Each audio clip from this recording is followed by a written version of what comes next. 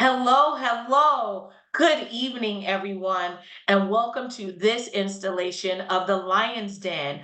Boy, oh boy, do we have a treat for you. We have a giant joining us in the Lion's Den, and that's Dr. Keith Melanson. He's going to introduce himself in a little bit, but man, I have something to tell you. Did you guys know that at Charles R. Drew University, we are hosting Discover CDU on Saturday, March 30th? Yes, Saturday, March 30th from 9 a.m. to 12:30 p.m. You and your loved ones, you guys have the opportunity to come to this beautiful campus and learn about all of our programs. Just a friendly reminder, we have the College of Science and Health, where we have our undergraduate programs, which includes a Bachelor of Science in Biomedical Sciences, a bachelor's degree in psychology, an Associate of Science degree in Radiologic Technology, and a bachelor's degree in Public Health. But don't forget, we also have our master's program, which includes our master's in public health. I actually graduated from that program. And we have the number one ranked, yes, number one ranked Masters of Science in Biomedical Sciences. Yes, hear us roar, y'all.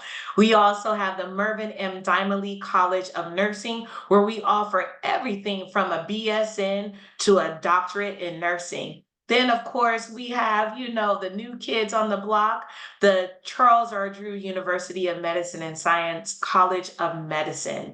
So, without further ado, you guys, and you know who I am, Dr. Ashanti Carter. I serve as the Director of Community College Partnerships. I'm going to turn it over to our esteemed panelist, Dr. Keith Melanson. All right, Dr. M, introduce yourself to the people. Well, hello, Ashante. It's always good to be with you, and I'm very honored to be here this evening because it's always important to inform our public about what's going on in the world of medicine. So I am a transplant surgeon. I'm Dr. Keith Melanson. I'm the director of the Transplant Institute here at George Washington School of Medicine in Washington, D.C. We do kidney, liver, and pancreas transplantation here in the nation's capital. And as you know, this is quote unquote chocolate city. So we have a higher concentration of African American organ donors and organ recipients, one of the highest concentrations of those patients in the country. So it is my honor to be here this evening. Wow. Well, thank you. Thank you, Dr. Melanson. So I have a question for you. How did you know that medicine was the right path for you? I'm sure we probably have some students who are in the Lion's Den that are watching. And then I know with our community college partners, they're probably thinking, man, that sounds pretty cool. How did you know that that was for you? Yeah, that's a great question, and I get it a lot. And the honest answer is, I was just one of those kids. Ever since I was a child, I was always interested in medicine. And some of my earliest memories are when my mom was studying to become a nurse. My mom became a nurse while I was a kid, and then eventually became a surgical nurse. So I had aptitude to do well in science. I would go to the hospital with my father to pick up my mom from her job, and I would interact sometimes with other nursing staff. And for me, the rock stars was when I got to meet surgeons. And I just knew since I was a kid, I wanted to be a surgeon. I was very interested in a TV show that used to be on when I was a kid called MASH. And I thought that the surgeons on that show were super cool. And that just reinforced what aptitude I already had to be a surgeon. I was the kind of kid that had a microscope when I was a kid. Again, my parents buying me the sorts of things that would pique my interest. I had a chemistry set as a kid, and it just grew and grew over time. That's how I knew I wanted to be a surgeon. Now, by the time I was in college, one of my friends who was a diabetic eventually developed kidney disease along with his diabetes. And as it would happen, while I was a medical student, that friend and fraternity brother of mine needed a kidney and pancreas transplant. And as a medical student, I actually scrubbed in on the case. And that really just opened my eyes to becoming specifically a transplant surgeon. So I did Wow. research in that area, and then I eventually went on to be a transplant surgeon. But everything started as a very young child because my mom was a nurse and she pretty much opened the world to me of medicine. That is amazing. And so for those of you in our audience, it's I like the fact that you said two things. A, your mom was a nurse, so it's in your blood. And then B, your parents, they gave you those toys, so the chemistry sets and all of those things. So for those of you who are parents and in the audience, if your child shows an aptitude for enjoying science, math, medicine, put them also in some pathway programs. I know at the George Washington University, they have some pathway programs that are amazing. And then even at CDU, we have some pathway programs that are great. So thank you for sharing that with us, Dr. M.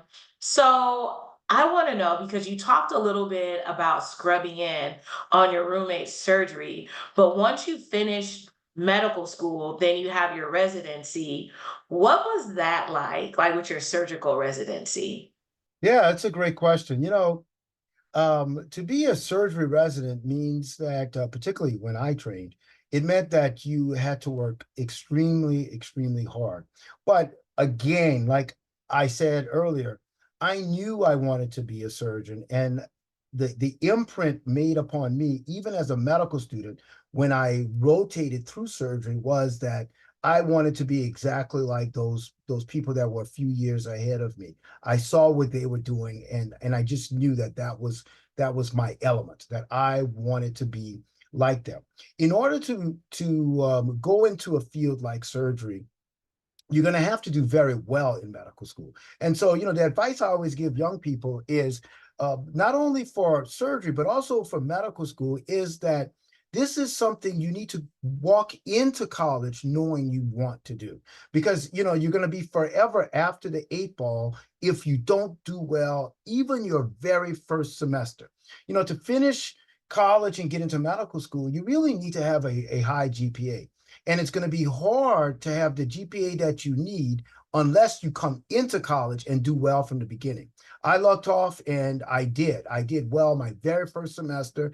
And then, I just had to coast after that. I had much more fun then because the stress wasn't upon me. That's why I still could pledge a fraternity, and so forth. But the point is, you got to go in knowing what you want to do and knowing you have to do well from the beginning. So the same thing happens in medical school. In order to get into a surgical residency, you're going to have to do well. So when you get into medical school, once again, you have to establish yourself early. And then once you do well in your clinical years as well as your preclinical years, then you have high enough grades and board scores that you can basically pick what you want to do. I tell people you might as well do as well as you can so that nothing limits you for what you want to do. There are lots of people that will try to put up obstacles, particularly for people of color, but you can't let them choose your path. You have to choose your path. So once again, because of that dedication in wanting to do so very well, wanting to be like the people that I saw that were already in surgical training, it was relatively easy for me because I did well from the time I was a first year medical student. So that's what you have to do. You don't want to be late to the game trying to decide what you want to do because if you don't have the grades, you don't have the board scores, it's going to limit your choices. So once I was willing to put in the sort of effort that it would take, took a lot as a medical student, and I had no idea at the time how much more it would take as a resident. It took a lot more as a resident. However, I was doing what I loved. One of the lessons that I learned from my mom, she always told me, even though they didn't push me to go into medicine, she always said, if you become a surgeon, make sure you know your anatomy backwards and forwards. And that was a great lesson because I remember in my anatomy class in medical school, I remember telling the instructor, I want to be a surgeon. I want to know my anatomy very well. And after I finished my anatomy course, he recommended me for an advanced anatomy course that only a few students took. So I took an advanced anatomy course over the summer after gross anatomy and everyone in that class, every single one of us that took that advanced course wound up becoming surgeons. So you need to push yourself and you need to let everyone know what you are striving for because they will help you. I love that, Dr. M. I love it. So, anatomy. That's a nice segue into the next kind of realm of questions I want to ask you, Dr. M. So, Uh-huh. talk to us about the anatomy of the kidney, sir. Yeah, Talk to us so about it and why is it such an important organ? yeah, the kidney is actually one of the most important organs in the body. Obviously your brain, your heart are going to be more important, but next in importance are probably the liver and the kidney.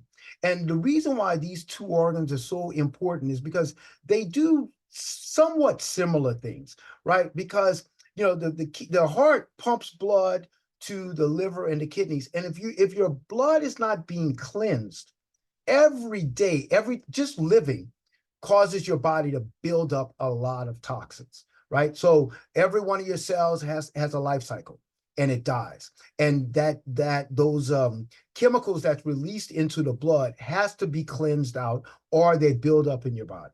And the kidneys are very important in removing those toxins, not only from the fact that cells inside your body are dying every day, but what you ingest, right? So when you're eating, what you're drinking, all of that has to be cleansed. And it's a combination of what your liver's doing and what your kidney's doing that's removing all those toxins out of your body. If your kidneys are not working well, you will die pretty quickly.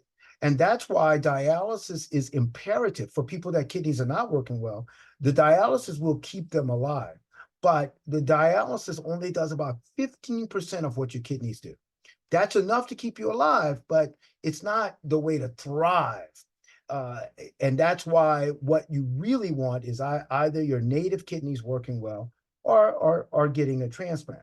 But besides cleaning the toxins out of your body, your kidneys are also important in manufacturing new blood cells. And it's why one of the main reasons why people with kidney disease are so easily fatigued, they get very tired, is because their blood count starts to drop. Because the hormone that's so important for your body to build new blood cells comes from the kidney.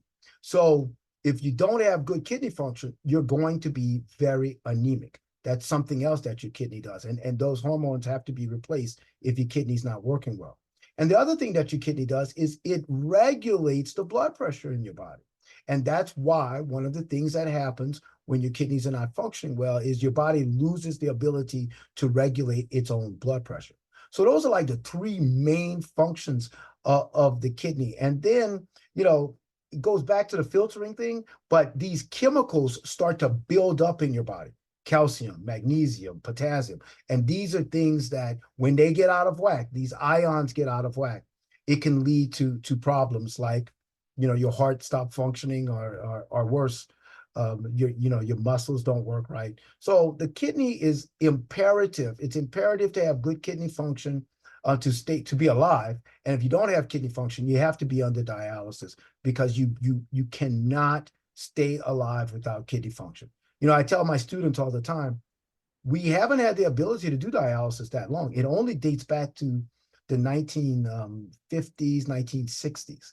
Um, Prior to that, if you went into kidney failure, you just died. So think about it. So before the 1950s, if your kidneys weren't functioning, that was it. And so having the ability to keep people alive with dialysis and even better with transplantation is a relatively recent medical phenomenon. Wow. Wow. That's amazing. Thank you.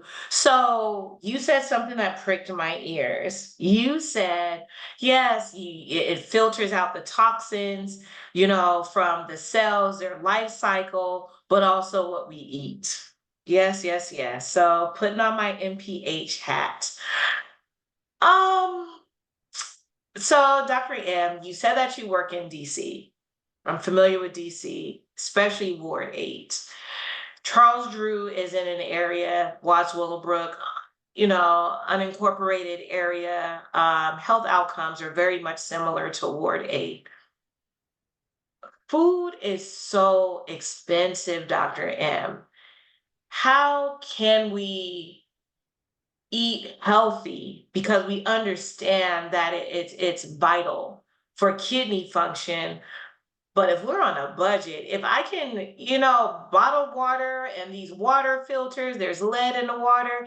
If I can drink some Kool-Aid or a soda, it's cheaper. Yeah, no, no, no. This is a conundrum. It's a really big problem because, I again, I've this is a lecture I've had for students. We have to understand that since man has walked this earth, this this constant quest for nutrition is of the utmost importance, right? We are our body since our very beginning, since modern man was first on the earth, hundreds of thousands of years ago.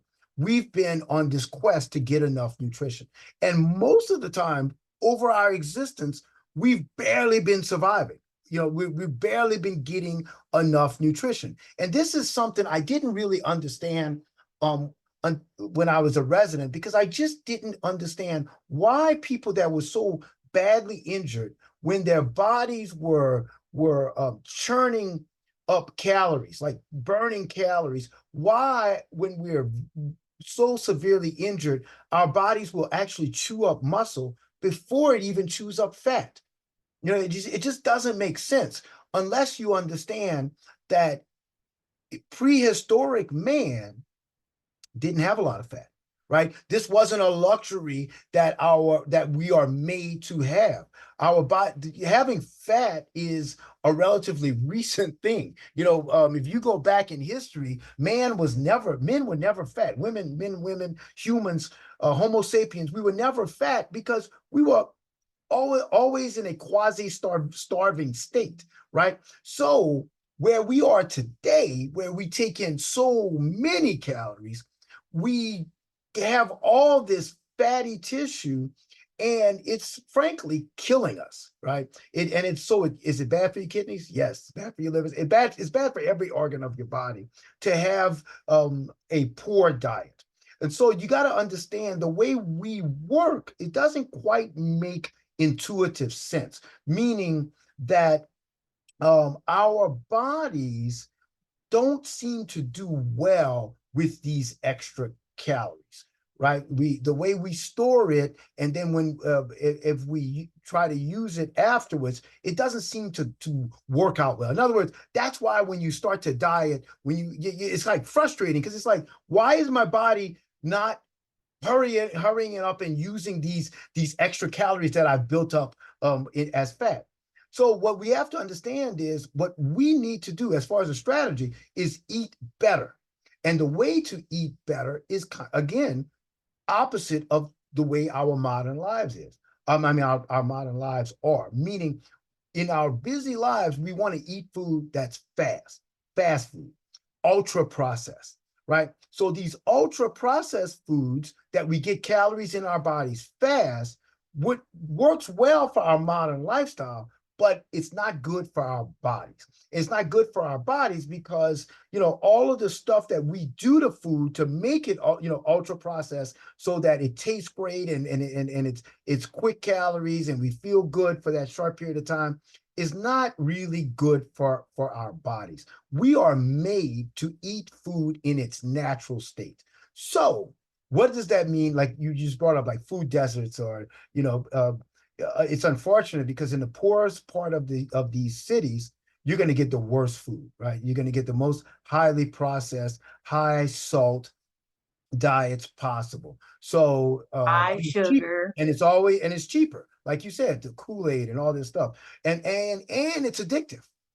That's the other thing that people don't talk about. This food is highly addictive because the triggers it sets off in your brain, the dopamine, serotonin, all these things that are released, it's like someone that's addicted to smoking cigarettes or drugs, it's exhilarating to have a Big Mac or have French fries and all. It's very exhilarating, and but it's not good for you, and it's not good for you because it causes you to take in these chemicals that are just not natural. It's not now. I tell people all the time, if you buy something that's supposed to be perishable, like bread or an apple or something, and you put it on your counter, and 1, 2, 3 weeks later, that apple's still red or that bread is not molded, something's wrong, right? And what's wrong is that there are a lot of preservatives that's put into this stuff. So what we should want to do is to try to eat things that are natural,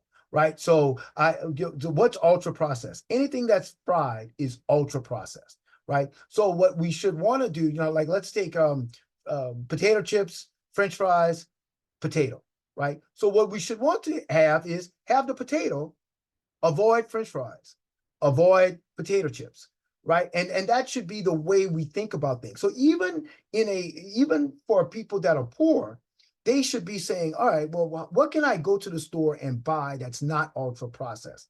Well, that's going to be vegetables, that's going to be rice. You could have rice.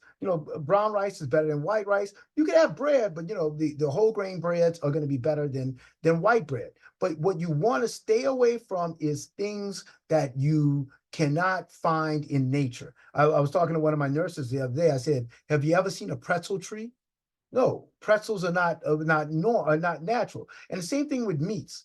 It's not that we should avoid all meats, but processed meats are going to be particularly bad for us. Things like which again is consumed a lot in poor areas, spam and hot dogs and luncheon meat and all that kinds of stuff.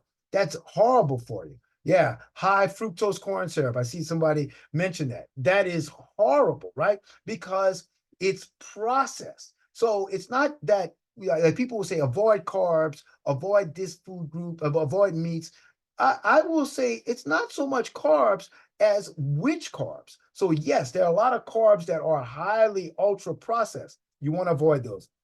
But you can have carb, like honey is a carb, but it's much healthier than high fructose corn syrup, right? So that's what I've been trying to do with my own diet, and I know it's healthier because you're avoiding all of these preservatives. These preservatives are the sort of things that we're going to talk about this later, I'm sure, but drives up your blood pressure, drives up the amount of fat that you have on your body. Yeah.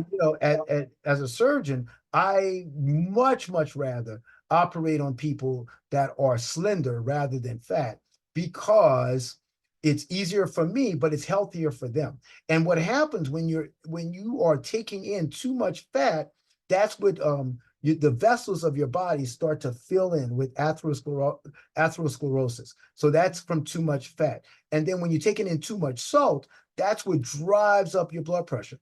For us in the African American community, in these food deserts that you mentioned, the number one and two killers of our people, high blood pressure and diabetes, right? You can Yep. you can Yep. take every disease that's killing us and you could start with those two primary problems, high blood pressure and diabetes. You can have more stroke, more heart attack, more kidney disease, more vascular disease, on and on and on. But it all starts with those two primary drivers. And processed foods is the primary reason why people wind up with high blood pressure and diabetes.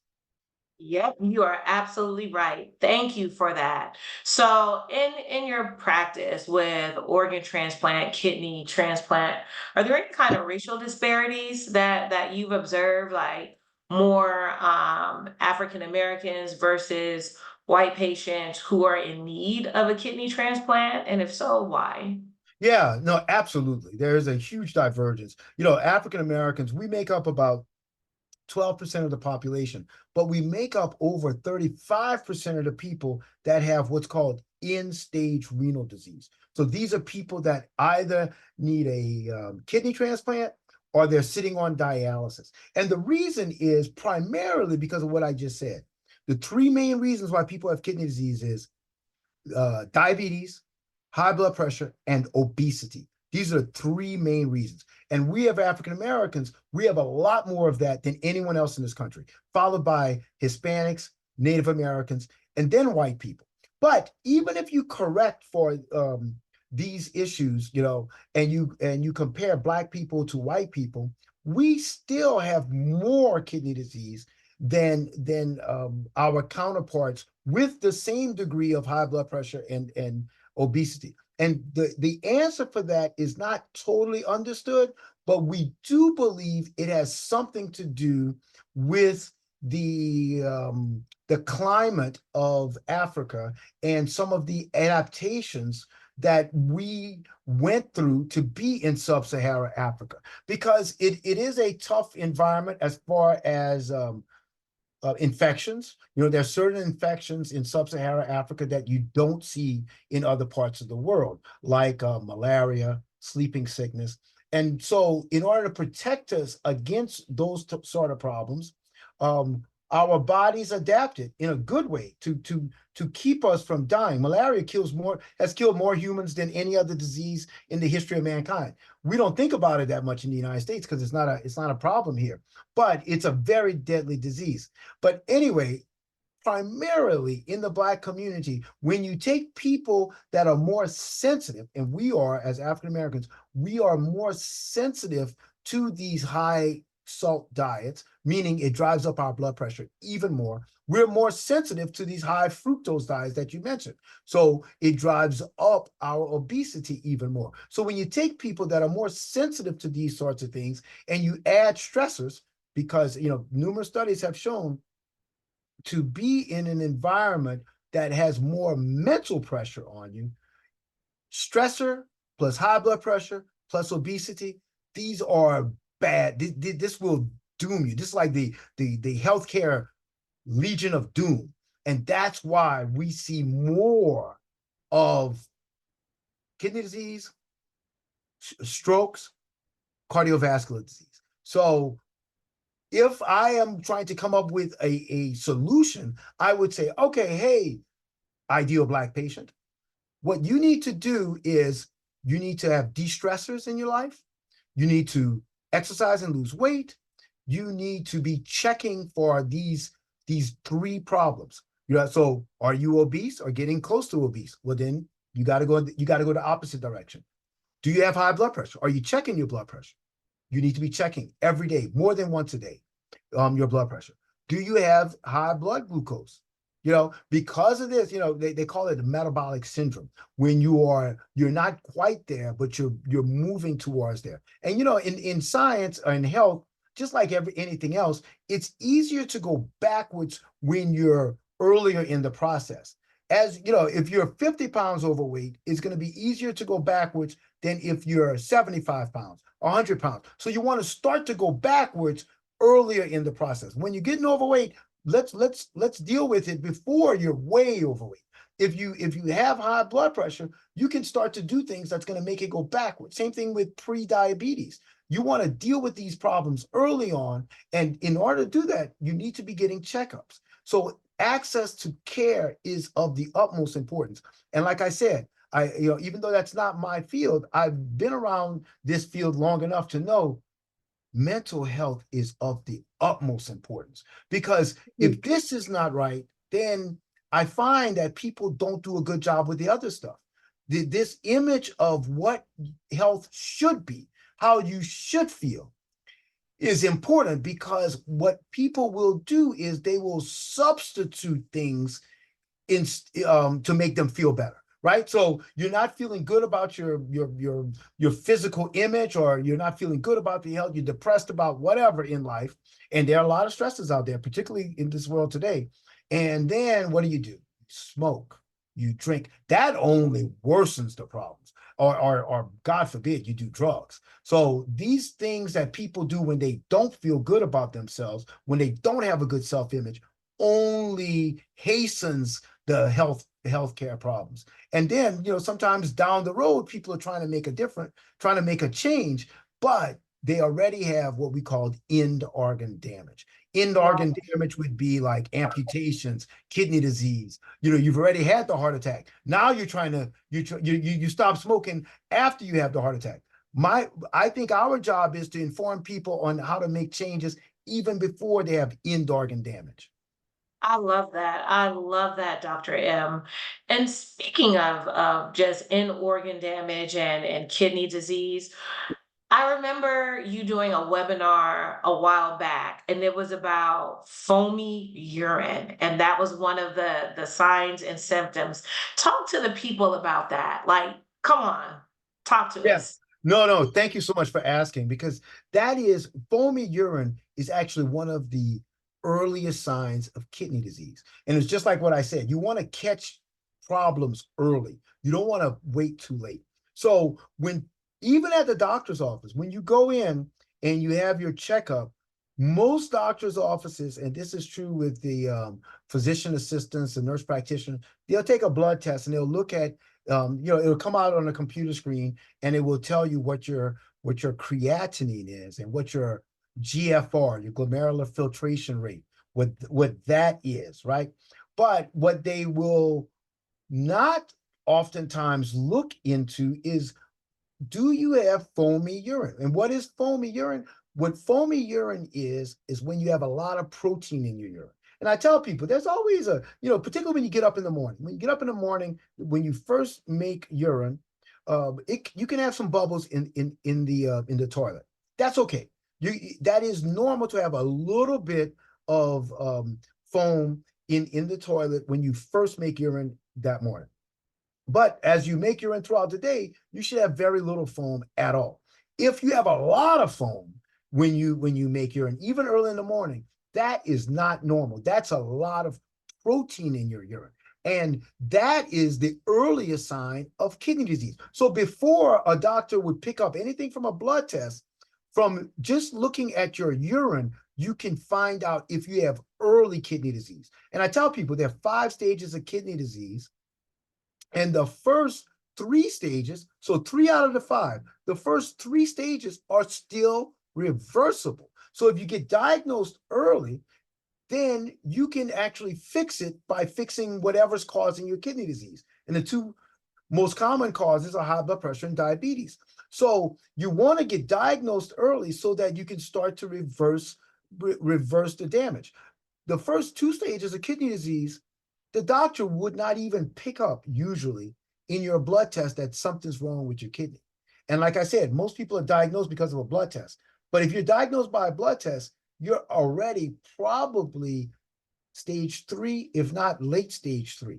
And once you get to stage 4, it's not reversible. So that's why just going off a blood test is such a problem. So foamy urine is important. If you see foamy urine, you need to get checked out. Now, some people have different shows that I'm on will say, well, I went and I got checked out and my doctor said I'm okay. That is true, but you got to make sure that the doctor that's telling you this is a kidney doctor. So nobody else can tell you you're okay when you have foamy urine other than a kidney specialist. Because at that point, what you need, and a regular doctor is not going to be able to do this, what you need is an analysis of the type of protein that's in that urine.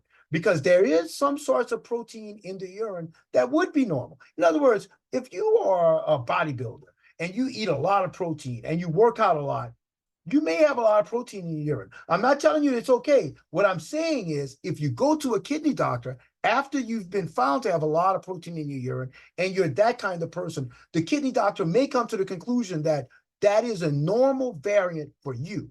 But no one should be telling you that a lot of protein in your urine is okay unless they are a certified kidney doctor. I know that's right. I know that's right. So, Dr. M, walk us through those 5 stages of kidney failure.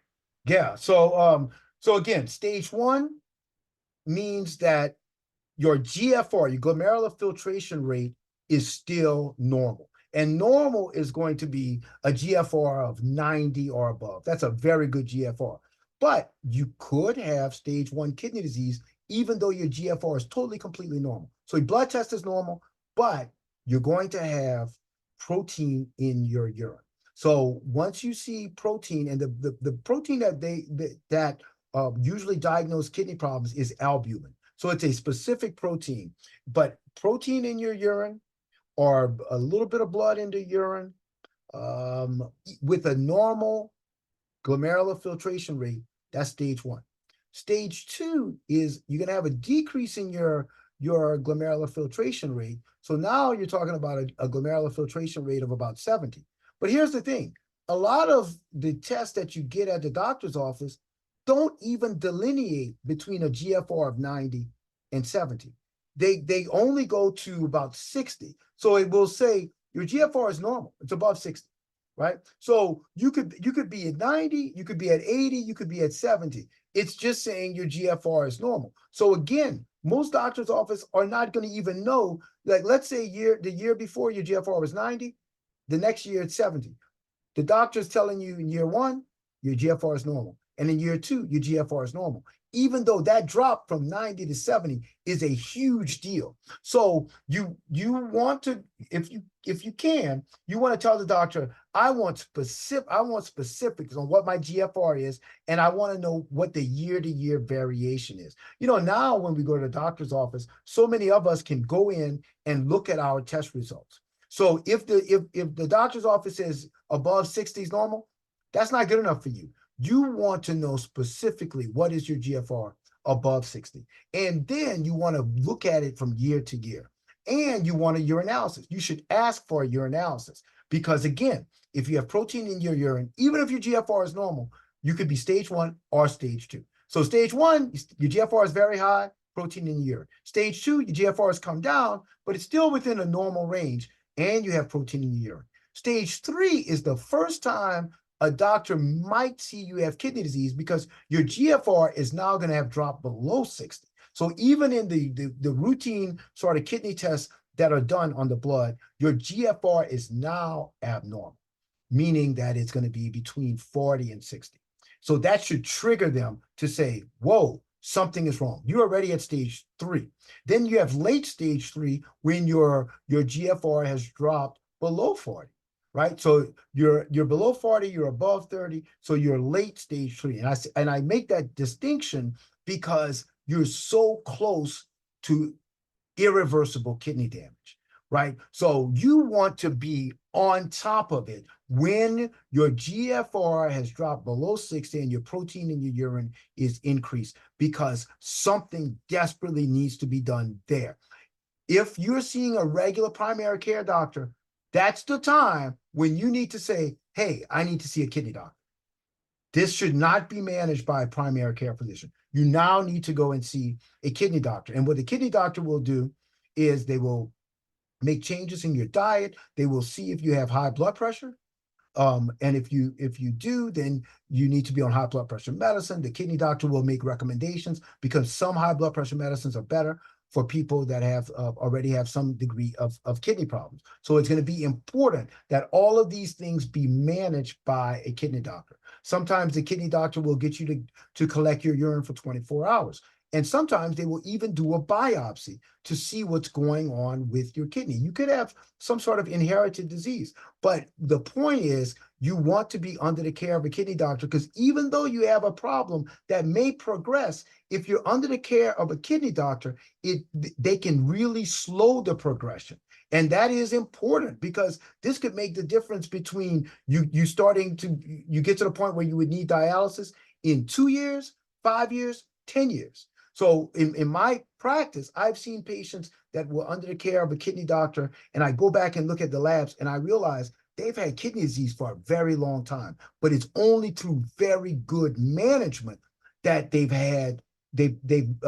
not had to start dialysis. And I've seen the opposite, where patients were basically ignored, and they went from stage three to dialysis very fast. And that's why access to care is so very important. So then the next stage is stage four. Once you get to stage four, like I said, it's pretty much irreversible kidney damage. You are going to go on to kidney failure, unfortunately. But again, you should still be under the care of a kidney doctor because they can elongate that time for you. And then stage 5 is when you're in kidney failure. So stage 4 is when your GFR is below 30, and that's usually going to mean somebody has a creatinine above 3, 4. And then stage 5, your GFR is 20 or below. And that's what we call end-stage renal disease. Usually you need to be on dialysis. Those are my, in the transplant world, those are the people I am getting ready to transplant. But access to care is of the utmost importance, Dr. Carter, because like I said, I've seen people at all these various stages, and the patients that do the best, that live the longest, that get into transplant early, are people that have good access to care. And the patients that develop more problems, that their problems accelerate and build on top of one another, and it leads to not only kidney failure, but early death. These are patients that don't have good access to care. Access to care is what's most important. Wow, yeah, and access to care is also a social determinant of health. Right, So it's not a privilege, it's a right. right. Yeah. So you talked about it being reversed, right? Mhm. So being reversed with diet, being reversed with medication, and then once you hit stage 4, if I'm hearing you right, that cannot be reversed, right? That is correct. Unfortunately, that is exactly the case. And that's why I tell people, like, so blood pressure is one of the most common reasons, right? So you want to go now, you can go to any drugstore and buy a blood pressure cuff for like $20, right? Um, and what you should be doing is taking your blood pressure numerous times a day to see, and keeping a journal of what your blood pressure is. Because what a doctor will do if you've just gotten diagnosed with high blood pressure is they're going to start you on the medicine. But I tell people, it doesn't matter what blood pressure medicine you're on. It doesn't matter if you're under a doctor's care. What matters is, has your blood pressure been brought under control, right? And so, I'll give an example. When we do health fairs, and sometimes I will tell my team, I guarantee, and this happens, I make the same bet every time. I'll tell them, I guarantee you the person with the highest blood pressure today will already know they have high blood pressure. They will already be under a doctor's care, and they will already be on blood pressure medicine. And I win every single time. In other words, people that already have access to healthcare, that already are on medicine, have the worst blood pressure because they already have a problem, but the problem is usually not being well addressed. And it gives people this false sense of security. They think, oh, no, no, no. Yeah, my doctor knows about my blood pressure. Oh, no, no, I'm on medicine. I take my medicine. And they'll say, oh, I didn't take my medicine today. Or no, no, no. Look, here is the issue. You need to be on a medicine that's gotten your blood pressure under control. Sometimes, and this is what really surprises me, but even people that are seeing a doctor, even people that are on blood pressure medicine, don't know what a normal blood pressure is. I'll ask them, what's normal? What are you shooting for? They're like, oh, my blood pressure's not that bad. It's about 140, 150 over, 80, 90. It's okay. It's not that bad. And I'll say, well, that's still high. Well, but it used to be a lot worse. Yeah, but that's still high. In other words, all the risks are still there as long as your blood pressure is not managed. So yes, it is better to have brought it down from very, very high levels, but you're still at risk of stroke, heart attack, kidney disease. All those risk factors are still there until it's normal. And normal is going to be a blood pressure in the 130s or lower on top, the systolic blood pressure, and on the bottom, it's going to be 70s or lower, right? So 120 over 70, now that's a normal blood pressure. And that's what you should be shooting for. And if you're not there, you need to get there. And getting there could be, a new medicine, more of your medicine. I don't know what it's going to take, but you got to get it there. And you need to be checking it, right? And you check it throughout the day because by checking it throughout the day, the doctor will know, okay, well, first of all, they'll know that you're serious. See, the thing Right. about it, we doctors do a better job treating people that care more about their health. To be Okay. honest with you, if you're not the type of person to know your medicine and know your body and to be trying to do the right thing from a health point of view, it's not that the doctor's going to care less. It's just that you made the doctor's job harder in caring for you. Now you make the doctor's job easier when you come with more information. You know your medicines. You know your body. You're like, doc, I take this. This doesn't work well for me. I'm not I'm not good. I don't feel good if I take my medicine at this time versus that time. You need to tell your doctor all those things. Sometimes people feel like I don't need to tell the doctor. No, no, no. Tell them all of that because that helps us go, okay, so for you, what we need to be doing is 3 times a day medicine versus 2 times a day, or you do better with this kind of medicine versus that kind of medicine. Oh, let me see your logs. Oh, you know what? You need to be on a higher dose in the evening and a lower dose in the morning. All these things because what you want is the best scenario for yourself, right? Yeah. And it's just like it's like the way you season your food or whatever. You want to make it where it's exactly right for you. Everyone is an individual, so you want to give the more information. You want to give more information to the doctor to help the doctor or the healthcare provider give you the best scenario for yourself, right? Yep. Yeah, it sounds a lot like a person advocating for their own health. And Absolutely. that's what we tell folks all the time. And when we worked together at the George Washington University back in the day, that's the knowledge that we would impart to the residents. Be your own best friend and advocate for yourself. Take back your power and work with your doctor. Work Yeah, with. here's the thing. Sometimes I will talk to patients and they'll say, well, that my doctor doesn't really like to do this, or my doctor doesn't like that. I'm like, well, guess what? Get another doctor. I mean, you Hey, have the free will to go and get someone else, get a yep, second opinion. There are different types of doctors out there. And if you yep, find one that's not willing to have those conversations with you, or they're not hearing you, or they're whatever, find someone else. And yep, because that relationship is that important to you. So just like you go to a restaurant, you're like, I don't really like the food. I'm just same thing with the doctor or the healthcare provider. If they're not giving you what you need, look, what is more important than your health? nothing. Nothing. Like used to tell me, Miss Shirley Olabelle Carter from Alabama, she said, baby, I've never seen a U-Haul behind a hearse. That's right. Can't take it with you. That's Can't right. take it with you. You have to, it's like that old Smokey Robinson song. My mama told me, you better shop around. Same thing Exactly. for a doctor. Same thing Same for a thing. doctor. Okay. So we're having so much fun. We're almost done. We're almost done. So Dr. M, you are a transplantation surgeon. Can you please talk about that? Talk about the process of a patient, being on the list and so forth, and even about the surgical procedure and the recovery time.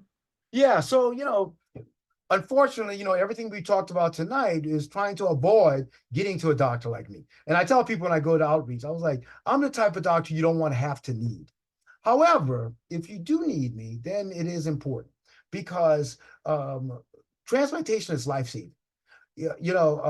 People die when their organs don't work well.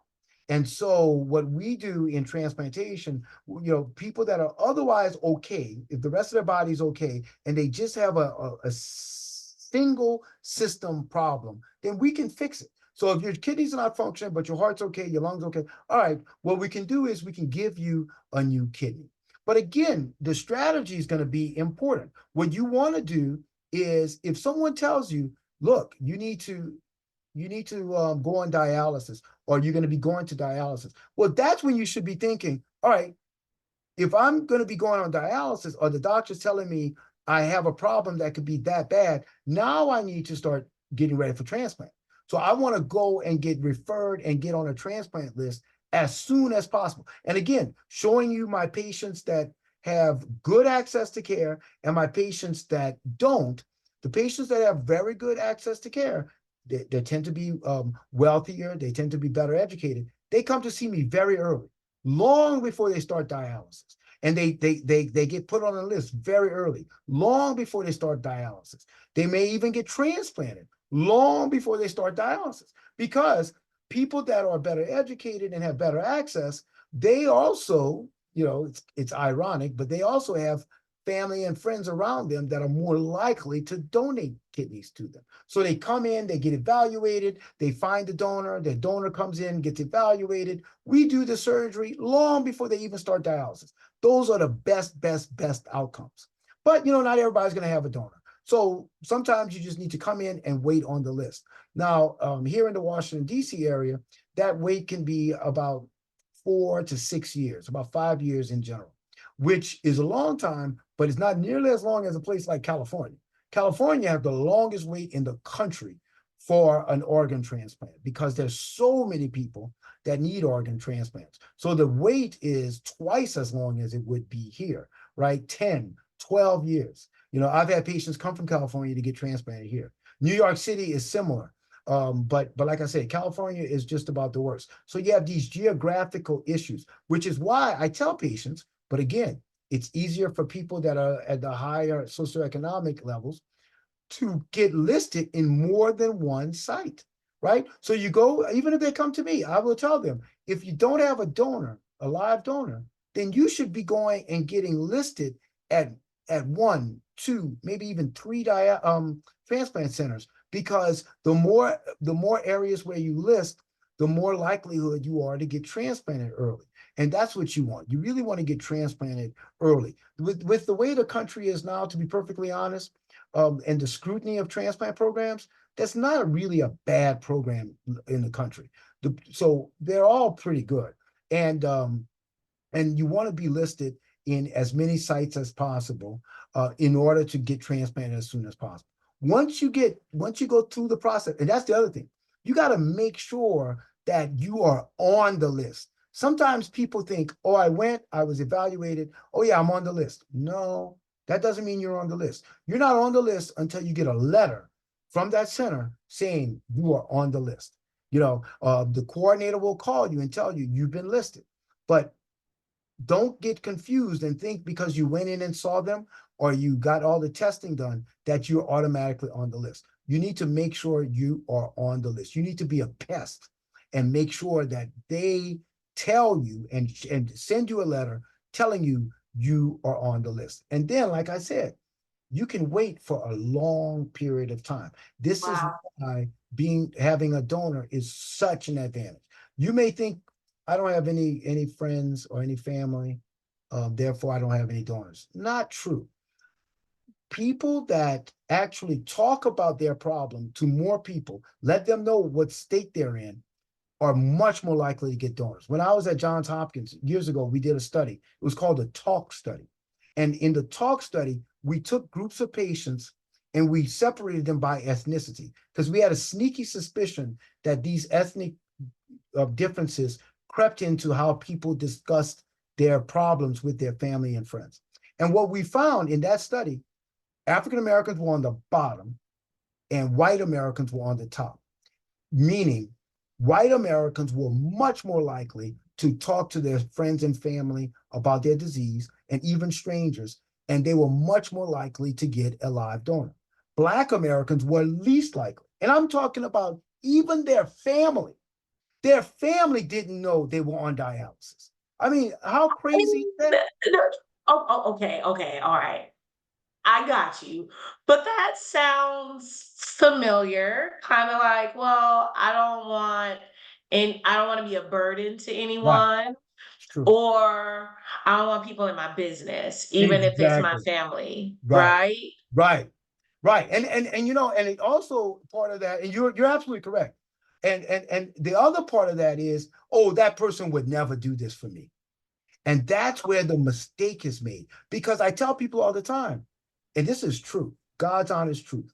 Uh, Sometimes the people that are closest to you that you think are most likely would be the ones to donate are not the ones that donate, but it's the person that is a little bit further away that you wouldn't think might be willing to do this, or you may have even had an argument. I've had ex-husbands and ex-wives donate to their exes, right? So these people went through a divorce and they think there's no way in hell that this, yes, I've seen it happen. Or people that kind of, I tell you a great story just recently. This gentleman who was a teacher at a high school, the teacher in the next classroom overheard him explaining his kidney disease to the class because the class was asking him, "Why are you out, Mister? Blah blah blah. Why were you out sick?" And he was like, "Well, I've been out a lot because I have kidney disease." And he's explaining to them about this teacher in the next classroom overhears this, doesn't tell him, comes in, gets evaluated, and wind up being his donor. So just Wow. talking about it is important. I make a joke. I'm like, white people will go up to strangers in Whole Foods and say, I have kidney disease. Yeah, I'm on dialysis. And black people will go to church with people. They'll sit around Thanksgiving and not tell their family they have kidney disease. But that's the difference between us, I guess, like you said, Dr. Carter. But my thing, I tell them, go and tell everybody. Get up and have a testimony at the church, because those are the people that can possibly save your life. Absolutely. And I thank you for that, for sharing that. It's so important. Even I know when I was at the George Washington University, you and Dr. Callender would actually do a webinar for National Minority Organ Donor Month. And, it's really important that we become organ donors as well, right? Absolutely. And as you know, because I'm glad you brought up Dr. Callender, the great Dr. Callender, because he started an organization called MOTEP, Minority Mhm. Organ Tissue and Transplant Education Program.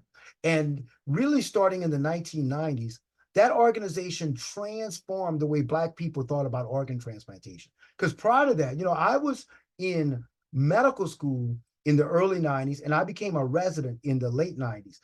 And at that time, or at least in Louisiana, Black people just did not donate their organs. They didn't have trust in the medical system, and they just didn't donate their organs. But Dr. Callender, in taking his approach, grassroots approach, in educating people about organ donation, transformed this country. And now African Americans as a group after death, we are the number one ethnic group in donating.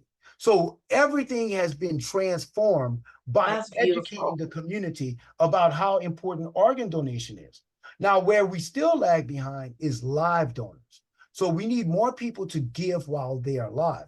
But after death, we're actually doing better than a lot of other ethnic groups. So we need to do what we did for deceased donor transplantation for live donor transplantation, for Black people to understand it's perfectly safe to donate your organs, and you're going to be okay if they, if all your testing is fine, to donate to your loved one or your friend.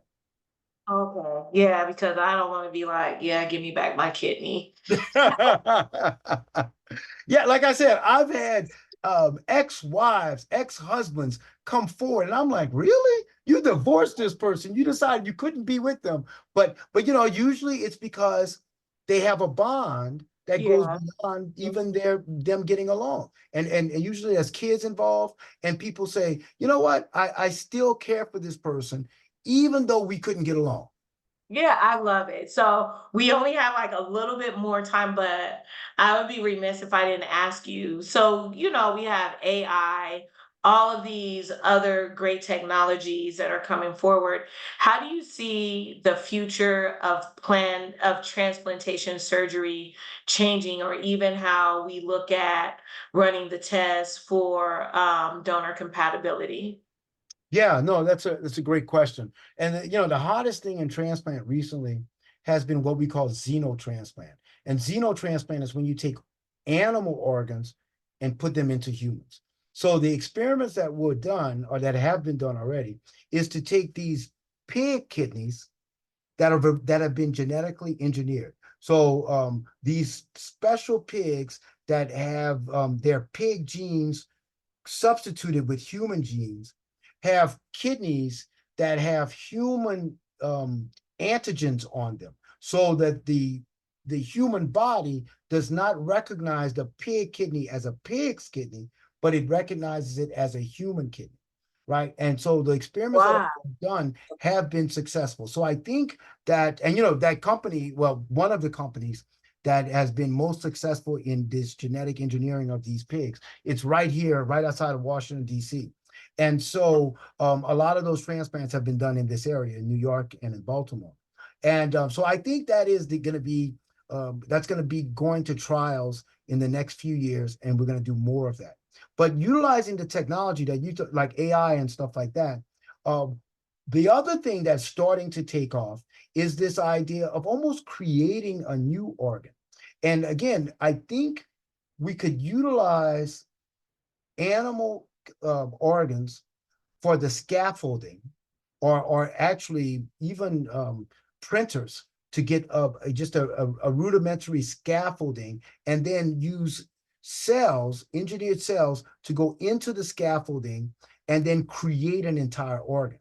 At Wake Forest University, they've already utilized that sort of technology to create a urinary bladder. So we know that Wow. this can work. A bladder is a relatively simple organ in comparison to something like a kidney, but Oh, part of the future is going to be to utilize some sort of scaffolding of proteins, and then let cells go in and multiply and create an organ.